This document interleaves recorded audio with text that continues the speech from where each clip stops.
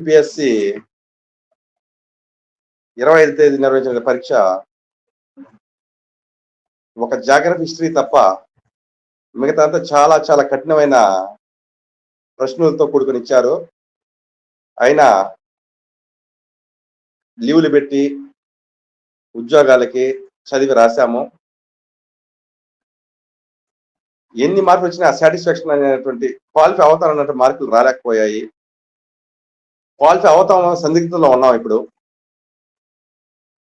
అయితే government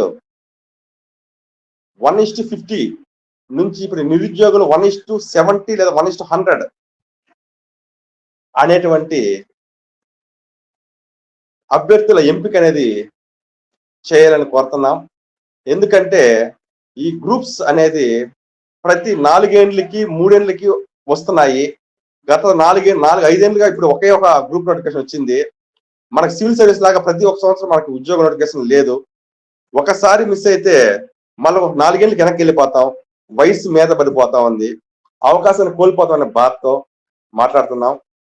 so ఖచ్చితంగా government ఈ యొక్క మంచి నిర్ణయం తీసుకొని మా యొక్క నిరుద్యోగులకి మంచి చేస్తారని ఆశిస్తున్నాం. అలాగే